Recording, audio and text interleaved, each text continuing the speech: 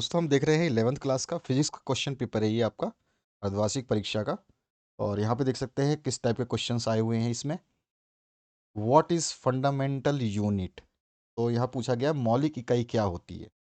और determine two scalar quantities in these, तो इसमें से आपको बताना है कौन कौन से जो है आपकी स्केलर क्वांटिटी है यानी कि अदिश राशियाँ हैं, जिसमें फोर्स आपका बल है, एंगुलर मोमेंटम यानी कोणीय संवेग है, वर्क है आपका कार्य है, और मोमेंटम मतलब संवेग है, और इलेक्ट्रिक करंट यानी कि विद्युत है। ठीक है, तो इसमें से आपको बताना है स्केलर क्वांटिटीज कौन कौन सी हैं।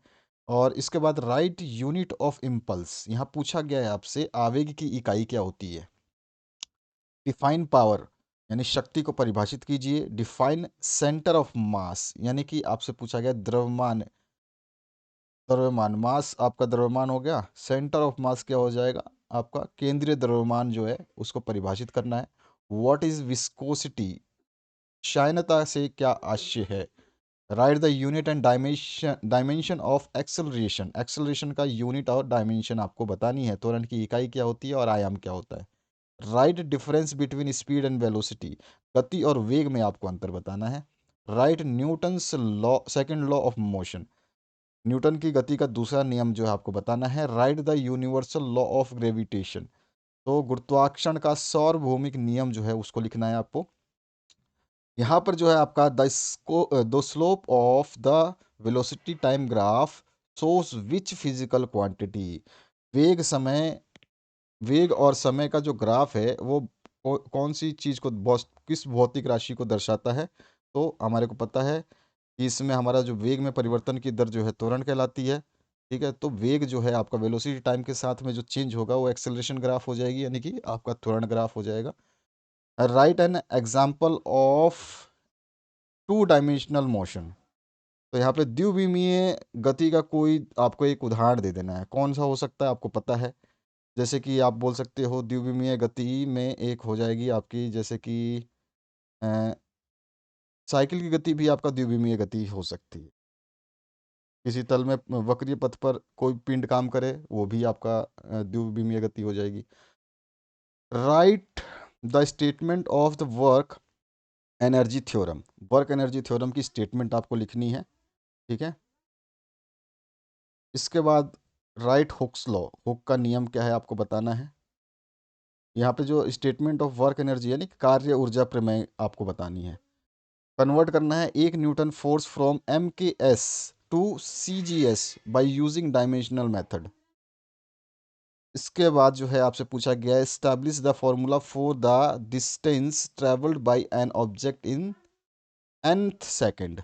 Prove the maximum horizontal range of a projectile r is 4 times of maximum height. r max is equals to 4h वाला जो आपका डेरिवेशन है उसको करना है, छोटा सा डेरिवेशन है।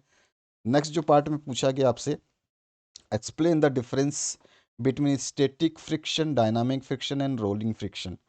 नेक्स्ट क्वेश्चन पूछा गया है find the vector product of two vectors, यहाँ पे ए वेक्टर है और बी वेक्टर है, इनका वेक्टर प्रोडक्ट निकालना है आपको। यहाँ पे define different type of coefficient of elasticity. Derive the equation of motion of an object moving with uniform acceleration by graphical method. Next जो है इसमें पूछा गया आपसे the length of a wire is L when M G weight hung on it, its length increases by del L, तो del L की इसमें जो है चेंजेस होती हैं। तो then prove the prove that work done will be W equals to 1 में 2 stress into strain. Next जो क्वेश्चन है डिफाइन स्केप वेलोसिटी, कई बार आपसे बोला गया स्केप वेलोसिटी आप जानते ही हो, जब वो गुरुत्वाकर्षण बल को छोड़ करके आगे चला जाता है तो वो स्केप वेलोसिटी होती है जो उसको वहाँ से स्केप होने के लिए चाहिए। And prove the escape velocity for the earth is 11.2 kilometre per second. Write Pascal's law and explain with diagram the working of hydraulic lift based on it. Next जो है oscillation period of a simple pendulum T depends on its length L, mass of pendulum M and gravitational acceleration G. Derive formula of oscillation period T with help of dimensional method.